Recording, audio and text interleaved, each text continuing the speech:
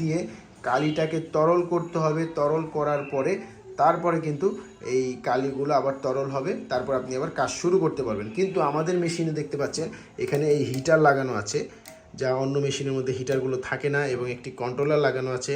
আপনি কারেন্টের মধ্যে 5 মিনিট হিট দিবেন। হিট দেওয়ার পরে ট্যাঙ্কিটা গরম হবে, গরম হওয়ার সাথে সাথে কালিটা তরল হয়ে যাবে এবং আপনি সাথে সাথেই কিন্তু কাজ করতে পারবেন। তো এই সুযোগ সুবিধা পাবেন এই হিট কন্ট্রোলার সিস্টেম সহ মেশিন নিলে।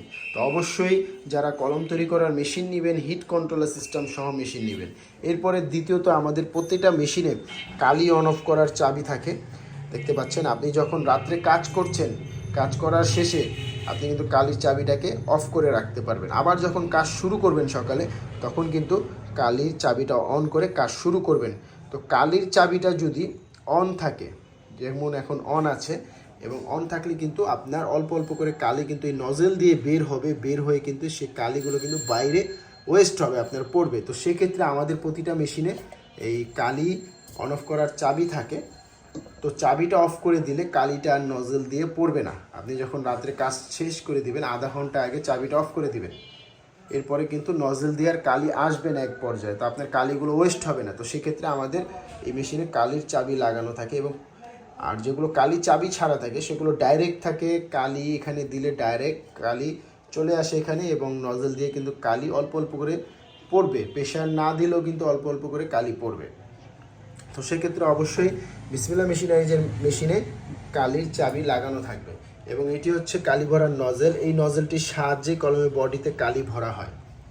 তো এই হচ্ছে সর্বপ্রথম কাজই হয় কালি ভরার মেশিনে। যেমন বডিগুলো কিন্তু এই রকম থাকবে, খালি থাকবে, নিপ থাকবে না, অ্যাডাপ্টার থাকবে না, কিছুই থাকবে না। বডিগুলো এরকম ফাঁকা থাকবে, এবং বডিগুলোতে আপনারা যে নাম বলবেন সেই নামটিও আমরা লিখে দেবো। তো নামের বিষয়টি আমি পরে আসি। তো সর্বপ্রথম কলমের বডিতে কালি ভরা হয়। তারপর কালি ভরার পরে এখানে দেখতে পাচ্ছেন আমাদের এখানে অনেক কলম আছে। তো হাই স্কুল বডি হয়, গ্রিপার বডি হয়। তো সর্বপ্রথম কালি ভরতে হবে। তো কালি ভরার পরে আমি আপনাদেরকে দেখাই। কালি ভরার পরে দ্বিতীয় কাজ করতে হবে।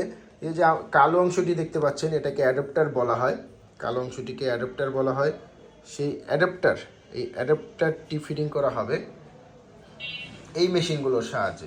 তো এটি হচ্ছে অ্যাডাপ্টার ফিটিং করার মেশিন, আর এটি হচ্ছে নেট ফিটিং করার মেশিন। কিন্তু দুটি মেশিন কিন্তু দেখতে একই রকম। তো একটি দিয়ে অ্যাডাপ্টার ফিটিং করা হবে এই কালো অংশটি, আর আরেকটি দিয়ে এই নিপ ফিটিং করা হবে যে লেখার যে বলটি। দুটি মেশিন দিয়ে দুটি কাজ হবে কিন্তু। তো কালি ভরলেন, কালি ভরার পরে এই কালো অংশটি অ্যাডাপ্টারটি ভরতে হবে এই মেশিন দ্বারা। এই মেশিন দ্বারা অ্যাডাপ্টার ফিটিং করা হবে। এখানে অ্যাডাপ্টার হবে, এখানে বডি থাকবে।